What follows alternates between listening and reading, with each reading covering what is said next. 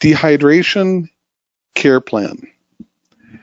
So we're looking at whether or not we're trying to take care of ourselves recovering from dehydration issues, or somebody that could be significantly young or significantly old. What is a good dehydration care plan, Irene? Well, start right when they get up, energizing the body by that first glass of water. We take and actually get a nice warm quart of water and start flushing out. They might not be able to. They may have to start with 8 ounces or 16 ounces and build up. And just start out with a plan. Okay, every hour on the hour, you're getting a glass of water. And as you rehydrate the body, you'll actually want to drink more of that water. Some of the cues that you need water, well, I'm really hungry. Try getting a glass of water. See if it's really food that you're needing, or if your body's craving the fluid from the food. So you mentioned one thing there. Thank you for that, by the way. You mentioned one thing there, though, that we do each day, and that is warm water. As a dehydration care plan process, does it matter what temperature of water that I'm taking in for my body? Well, it does in a sense that ice water is not good. It's a shock to the body. Room temperature is better. Warm water is great just to clean and get the body ready and prepared to absorb the nutrients that you're going to eat for breakfast. This kind of thing. Warm water in the morning will help with that dehydration, and if you got constipation, it will help with that constipation. So just one other thought there. If we're dealing with a dehydration care plan with warm water, what exactly is warm water? You mentioned earlier that ice water is really not a good plan for the body, so that wouldn't be a good dehydration care plan to drink ice water. But can my water be too warm? Well, yeah, if it's burning you, yes, that's too warm. Mm-hmm. Warm water in the morning, my definition would be like a nice warm cup of tea or a nice warm carob drink. Just something that it warms your body, and yet it's not going to burn you. So we've been talking about a good plan for, that morning water as a care plan, whether you're providing it for a very, like an elderly person or a young person. But there's some people that can't do that. And in that case, for their dehydration care plan, I'm going to turn to our doctor for thoughts. Thank you. Yes, so completely correct. Not everybody can drink a large amount of water. Number one, is that the extremes of age, the really young and the really elderly, their kidneys are just not able to handle the amount of water that you're talking about. And you actually said that too. They can't drink the quarts. They might have to do more like 8 ounces or 16 ounces.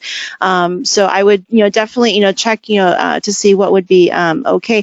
But also, even any age, if they're going through a sickness and they're vomiting, they may not be able to get all that amount, in. And the more fluids that they get in, the more that's just going to start coming back out. And the more dehydrated you get actually causes you to vomit, too. In fact, a doctor friend of ours in the past was dealing with a vomiting type issue. And the child could not take anything in, be it food or liquid. If you're not taking things in, is that going to cause dehydration? Absolutely. Absolutely, it's going to cause dehydration. So what he did in his particular situation, as he related to us, was he used what's called activated charcoal, where the child, the individual that was experiencing the problem, drank a activated charcoal, like 8-ounce glass.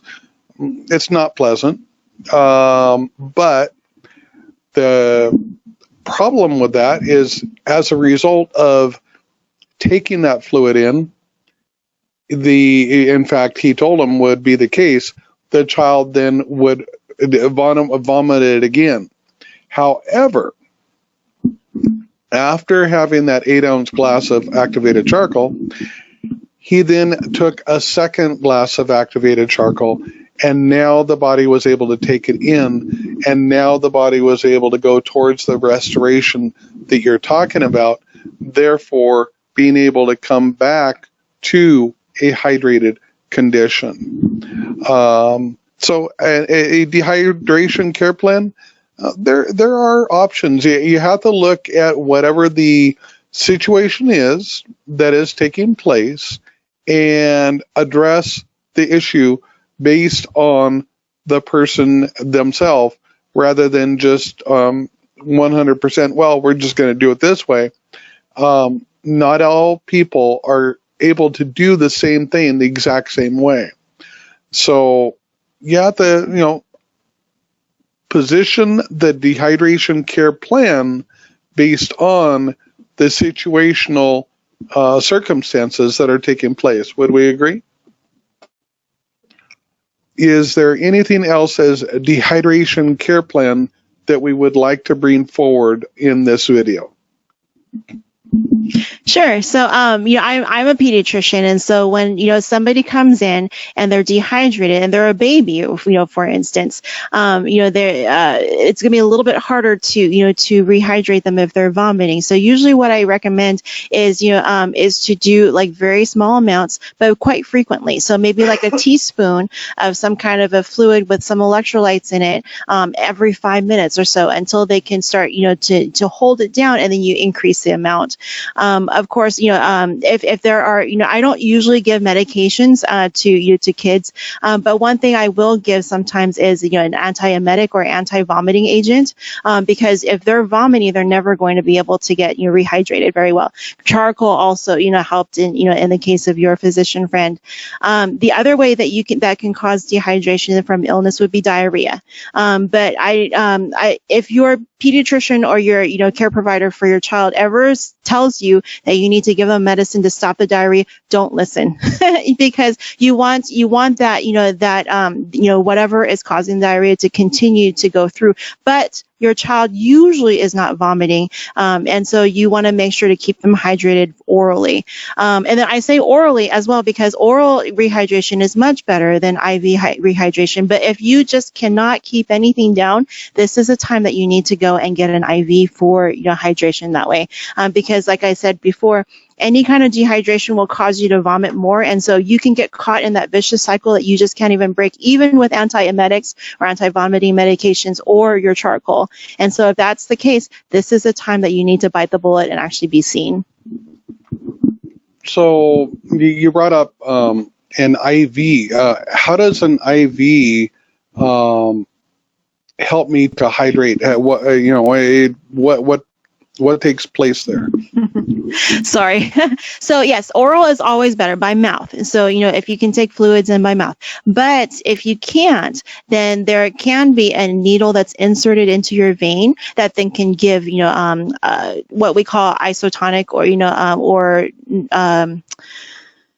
like salt, balanced, water. Usually it's just, water with a little bit of extra salts and a little bit of sugar that's in there. Okay, thank you for that. Any other any other thoughts to bring forward as it relates to dehydration care plan? Okay, so that's our information on this topic. Next, we're going to go to dehydration during pregnancy. But as it relates to this topic, we have provided our information on dehydration care plan. See you in our next video.